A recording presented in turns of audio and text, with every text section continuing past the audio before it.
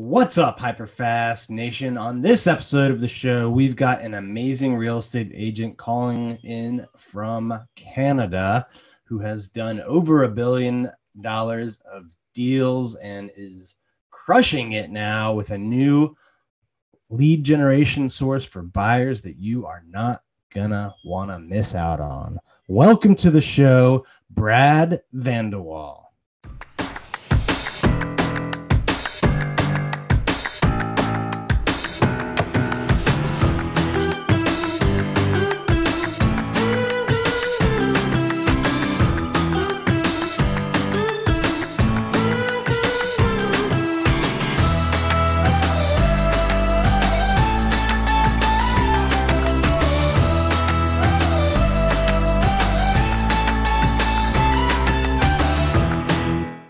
All right, welcome to the show today, Brad. How are you doing? I'm wonderful. Thanks so much for having me. Where, just so the listeners know, where are you calling in from today? I'm actually in Calgary, Alberta, Canada. So as we were talking a little bit before, weather here is a little bit different, I know, than you guys, but real estate's all the same up here as you. Yeah, how has the market been in your area this year so far? This year, it's been really good. Calgary is actually probably one of the only markets in North America that's actually been going down since 2014.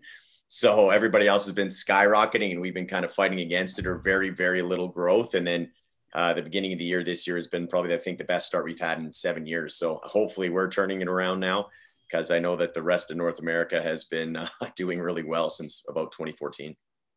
Yeah, that would that actually be something great to go into today. How you've grown in a maybe declining market, and Sure. And what maybe has changed this year with signs of that turning around. Before we do that, though, why don't you give folks a little bit of your background just so they know who you are? Yeah, absolutely. So my name's Brad Vanderwall. I actually used to run the number one team at the number one REMAX office in the world, was actually in my city. Our team as a collectively sold over $1 billion worth of real estate. Last year, we had our best year ever. We sold 500 new homes. 300 of them were actually new construction. So I can talk about that if you want. And then a lot of resale stuff. We found something that's a unique niche right now is something that I'm really, really doing very well at, is doing first-time homebuyer seminars actually via Zoom.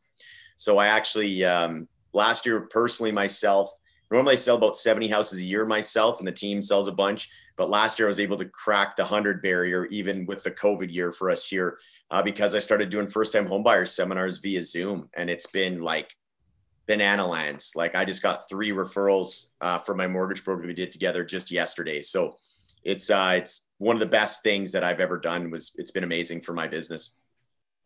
That's awesome to hear. I love the innovation there. Had you been doing seminars online before COVID, or was that a new thing? No. We were doing like brick and mortar style. But then, as I mentioned, the weather was tough, right? So we started doing like October, November of 2019, and it would snow 3 feet and there was minus 40 and people just wouldn't show up. The parking wasn't great. We still had them and we still had some traction. So we were still getting, I was still doing about a deal a month from it. So to me, it was still worth it and we're learning. And then COVID hit and Canada went like full lockdown. We barely could leave for basically 4 weeks. And then my mortgage broker, my lender's like, why don't we try these via Zoom? And I'm like, what's Zoom? I'm like, what are you talking about? Right? I had no idea. I'm not a tech guy. And he's like, it's this thing. I'm like, all right, man, I can't leave my house anyways. This is probably going to suck and it won't work, but let's try it. Well, I got my foot in my mouth right now because we were getting about 15 to 25 people on there every single week. And then we switched marketing companies and now we get on average of about 80 to 110 on every single week. And that's per week. That's per week. It's banana lands. So the company that I'm with, so I partnered up with a company and they are insane. It's very inexpensive. It's a one-time fee that you pay them. They only allow a certain amount of people per city. And it's been great. Like I was getting, like I said, 15 to 20 people that would show up before. The last one, 2 times ago, we had 100 people on, 94 people stayed until the end, and 37 people asked to talk to my mortgage broker. Wow. So this is something you're doing. You're partnering with a mortgage broker, and you have there's an outside company running it. Is that what you said? Yeah, I'm not a tech guy at all. So basically I show up, do a Zoom for an hour and a half. All the leads get nurtured before and after. And then we just have to do the follow-up with our CRM. So that's how we've set it up. And how are you driving the leads there? I know they do it through Facebook. I don't know how. Yeah. That's kind of the company we had at first wasn't very successful. We had a very low attendance rate, maybe 20%. And then like I said, maybe 15 or 20. And I remember I flew out to Niagara Falls when these guys, I heard they could crush this Facebook, these Facebook leads. I'm like, all right. I remember I flew there, flew back here. And then the very first one, we had 74 that showed up. And that was by far our biggest event, probably 3 times our biggest event we'd ever had. And that was probably back in October, November. Now the rest is history. So I sold 30 some houses last year from this. This year, I'll probably double or triple that just from this. Wow. Those are great numbers. Yeah. It's the best thing I've ever found by far in my career. The challenge I've found with internet lead gen, I've been doing it for 10 years, that you're doing it to close 1 or 2%. And it's a lot of follow-up. These people come to your webinar, they know, like, and trust you, hopefully after that hour and a half. So the follow-up's a lot easier because you already have a personal rapport with them, and they're booking a schedule with my mortgage broker to get approved. So then they spend another 45 minutes with them. And then the call comes to me and I do a Zoom like this to see what they want. So they spend 3-4 hours with you even before you start looking.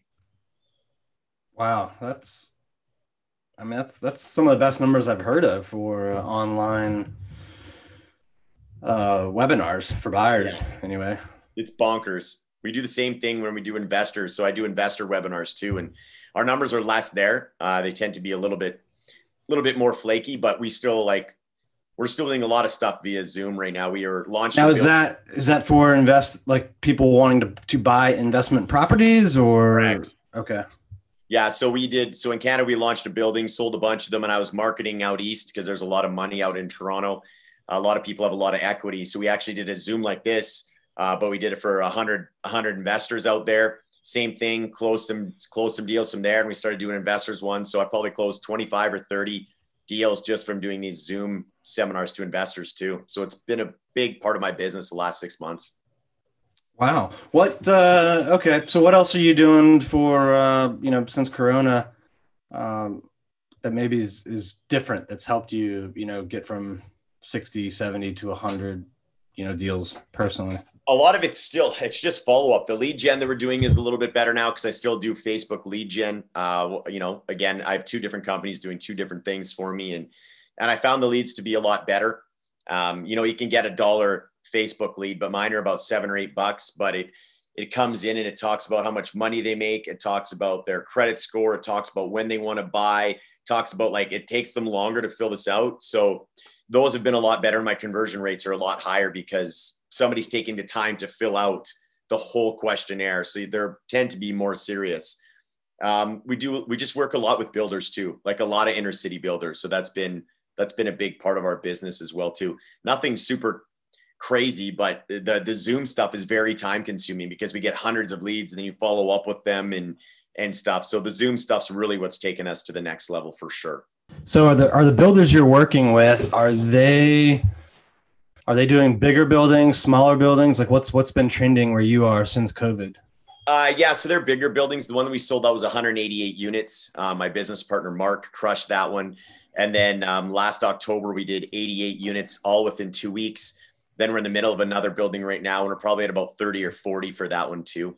So the building sizes they're different. One's 88, one's 188, one's 210. So just do a few different buildings, and we cater to investors, come up with 5-year rental guarantees. So investors, the developer actually offers straight from them a 5-year rental guarantee for a certain purchase price. And so that the investors feel safe that even if it's vacant, they still get a certain amount of money. So it's a pretty good marketing plan that we came up with. Yeah, I've never actually heard of that. That's pretty unique and innovative. What do you think is different now this year? I know you said it's like the first year you've started off where the market looks like it's going up. Yeah. How is that affecting your approach to business now? I think it's for the first time, literally in 7 years, it's been that we literally have very little inventory. Like none. Like we haven't been in a competing offer situation. Like you get the odd one that's priced well and you get a competing offer, but very rarely do you get a competing offer situation. We're in constant constant competing offer situation because we literally have barely any inventory, and we haven't had that in 7 years. So that's the major driver right now. Is you used to look at communities even back in October that used to have 30 listings. Now there's 5. So it's pretty crazy. Like there's 11 offers on some stuff right now. And I know most of the United States has been going through that for a very long time where we haven't been. So this is all new for us for the last 7 years. And you have to totally have a different strategy. I actually take people now and ask them if they want to build because there's inventory out there. So now the new builds are actually going crazy and they're running out of lots. So it's crazy times up here, but most of you guys are used to it by now. We're just getting back into it. Yeah. I feel like I've been writing competing offers or my team has since like 2010 or 11. Yeah, that's exactly. And so we haven't done that. So imagine the new agents in Calgary that have been coming up for the last 6 or 7 years that have never seen competing offers. I have agents calling me all the time. They're like, "Oh, have you ever seen this many offers?" I'm like, "Well, I've been around for 12 years." I'm like, "Yeah, they used to be like this back in 2013 and 14. So nobody's seen it in forever. Now it's like houses listed, 10 offers. So it's a big shock to the system. And it's only been for 4 weeks right now. So we'll see if the trend continues. Yeah, that's you'll have to get used to waiving contingencies and all of that good stuff. Have people started to try and find homes, off market or go directly to owners and bring them, deals before their home's listed? Has that started to happen yet? I would say that not yet because the public's not super aware of what's going on. It's like it's an immediate, it hasn't caught wind yet, but any realtor that's doing any amount of business knows that 1 in 3 houses right now that's listed goes into competing. So the first day, but the public doesn't know. So I think if it stays like this and this trend goes for a couple months, I think we're in for some pretty interesting times. Yeah, that's like the next, step in the evolution is you got to get good at finding the sellers before they're actually getting their home on the market. And, the makes the problem harder for buyers. So it gives you more chance to deliver value.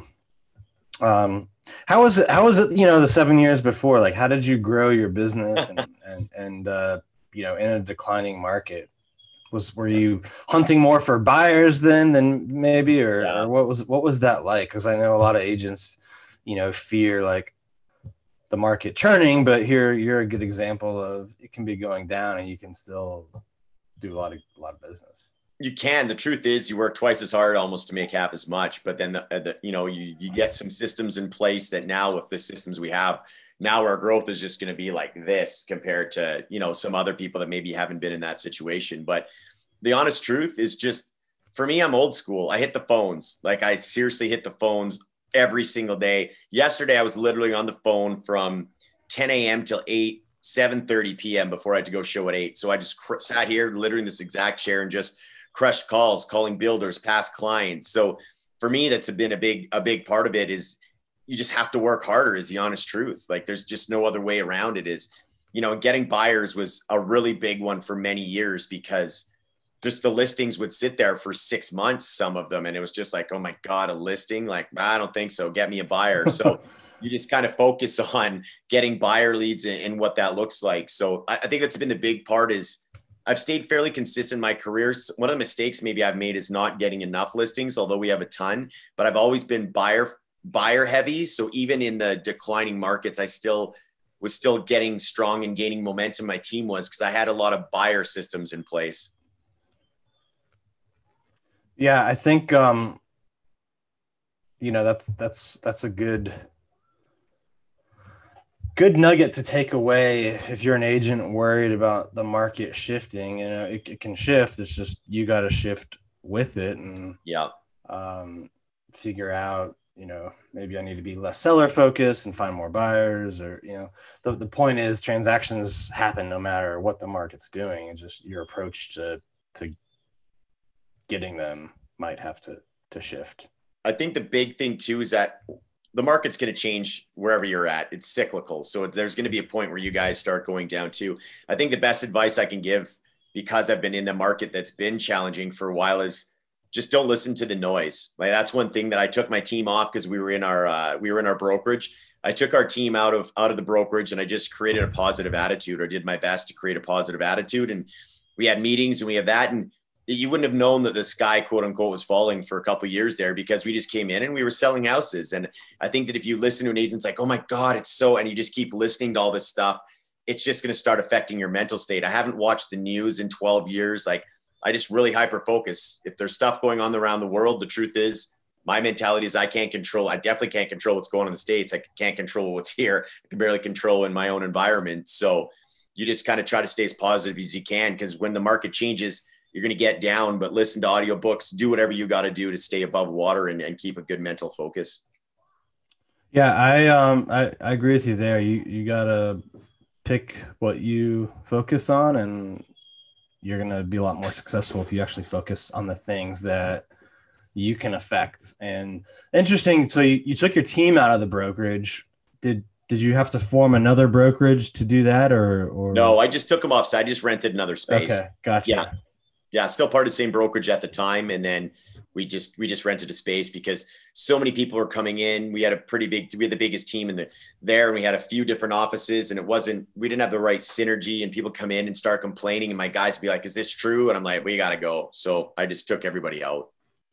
Yeah. That's the challenge, I think, with some of the bigger brokerages. You know, when you get up to a couple hundred agents, is you'll have people that come in and just want to chit chat, complain, whatever it is. You know, sometimes it's not even necessarily like harmful, but it's just not in support of the direction that you want yourself or your people to go in. Correct. Absolutely true. So you took the team away, got them in an environment that you could control more physically. Correct. And what kind of impact did that have? It's a big impact, because picture whenever the market's going down and we were the number one team. So people were coming up to us, asking us how we were doing it and coming in complaining. And it was a revolving door of agents coming in and complaining in the office. So it was pretty challenging. The truth is, because our team grew quite big pretty quick, we had 3 different offices with 4 different people. So we didn't have a team synergy, because 4 people would be here, 4 people would be here, 4 people would be here. And then people would just kind of bounce around to different offices. And it was just a must for us. And then as soon as we left, you know, the morale was low. Like, it really was. Like, I recognized the morale was getting a little bit low, and I really wanted to pull the team out, get the right people on the team. And then, you know, we had team meetings, and we had buddy systems in place. We had point systems in place. We had vision boards. So like just the things to keep the mental mindset, we had that.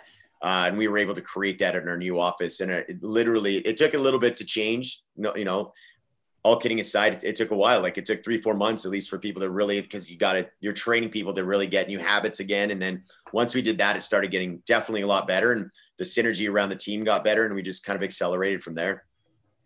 And what's happened over the years to the size of the team? Have you gotten bigger in terms of, you know, number of people, agents, or stayed the same? Not really, no. You know, I've kind of hovered around the 6 or 7. I think I was up to 10 at one point, and it just wasn't for me. I just want to have the right people. The people have been with me now. I think the shortest is 2 years, and the longest is 11. So we have people now that, you know, we're family now. It's just a part of it, right? So I'm not looking to join or to add anybody to my physical team right now, but it's just something that we're comfortable where we're at. Gotcha. So you're keeping it as a lean, efficient, you know, well-experienced team that's putting up pretty big numbers, right? Yeah. Doing my best. Yes, absolutely. Yeah. What do you think the biggest challenge is going to be for you and the team this year? You know, obviously COVID, pandemic, lockdown, still around, but I think it's been a year, so people are adjusted to whatever change, you know, has happened. What do you think the biggest challenge will be this year? You know, that's a great question. If you would have asked me 2 months ago, I would have had a different answer than now, because just 2 months ago, the market wasn't as, now it's going to be inventory. And I just haven't said that in so long, like literally for years. And I think that's the biggest challenge. If it keeps going the way that it is now for us, it's definitely going to be inventory. So I'm going to have to go back in my tickle trunk that I used to use 10 years ago to get listings in a hot market and do the same right now, where, we're just going to have to go back and we're just going to have to adapt. But luckily I've been in the industry long enough and had systems in place back then that I'm just going to start incorporating probably in the next couple of weeks to get more listings. We already have, we were trying different techniques. One of the techniques we tried to get listing has been absolutely massive for us is calling landlords, right? So, you have a lot of places that are for rent.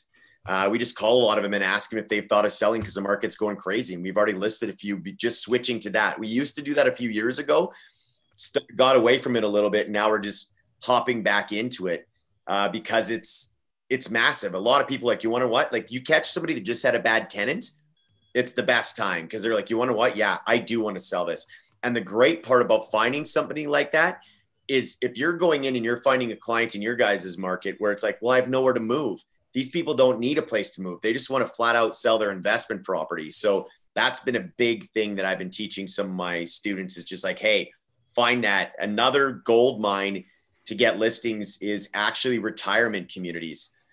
A lot of retirement communities don't have a realtor or a broker package. So we have a retirement community package where we come in, in your case, pool cleaning or whatever it is. Like for us, it's snow removal, obviously. So we have different stuff up here.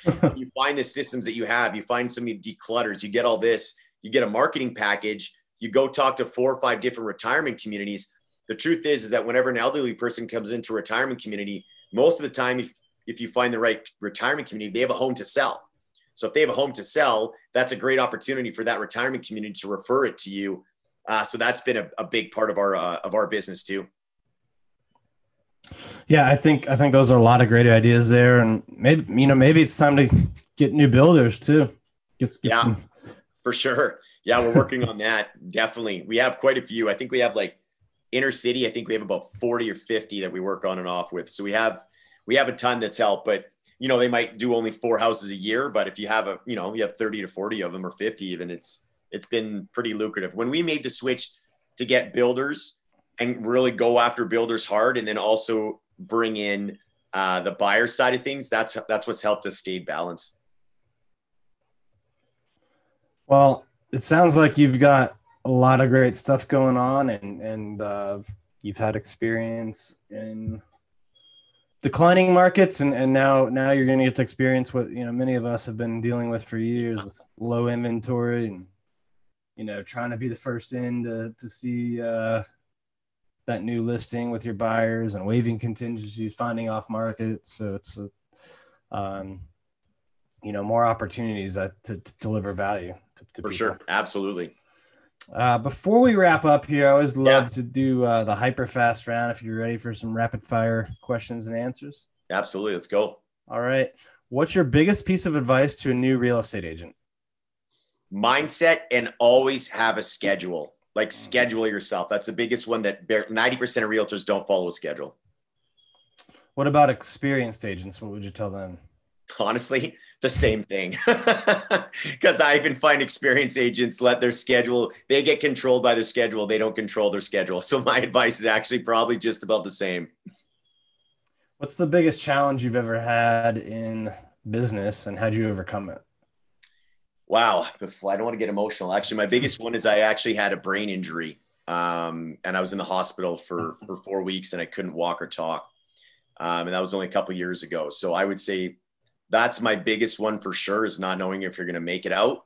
So that was challenging, and my team seeing me that way. And then just a vow to come back better. And we've never sold more houses. So I think it was just, I don't know. It's a life. It's a wake up call. It's a calling. So if anybody's gone through something like that, for me, that changed my life. Absolutely. So that was my biggest challenge by far. Yeah, that's tough one.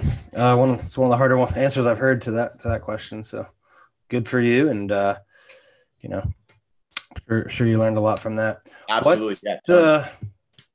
What would we find you doing when you're not, selling real estate? What do you do for fun?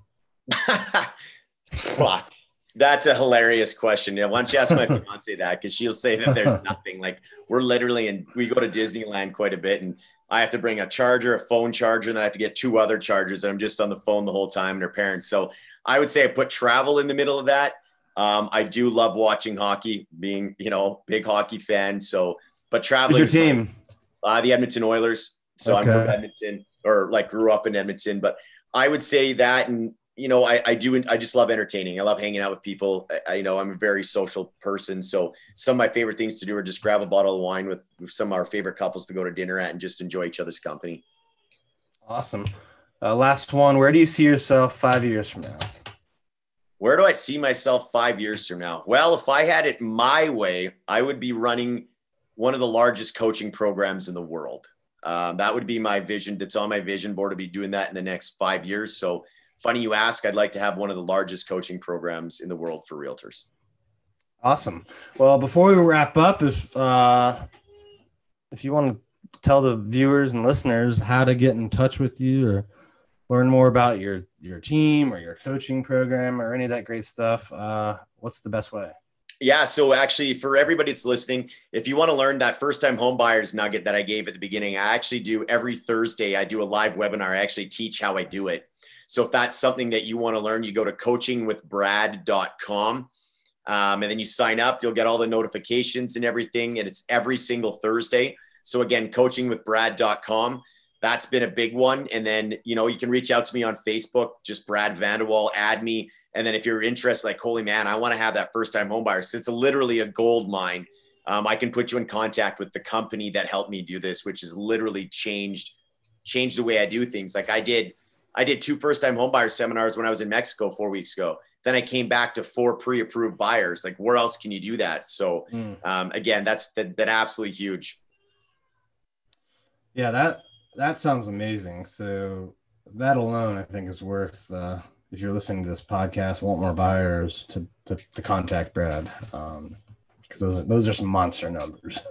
Yeah, it's huge. All right. Well, thank you for being on the show, Brad. I know your time is valuable, and you're a busy guy, closing triple digit number of deals in a year. So we appreciate you coming on and sharing your expertise with our listeners today. And for everyone who tuned in to watch and listen, please remember to like, comment, share all of this great stuff, and we'll see you next time. Awesome. Thanks for having me. I'll come back anytime. Thank you for tuning in to this episode of the HyperFast Show. Subscribe to us if you want to make sure you get the latest and greatest HyperFast shows. And remember, we love reviews. Reviews help us bring better and better guests and improve our shows. So give us the good, the bad, and the ugly. We hope you enjoyed the show, and we will see you next time.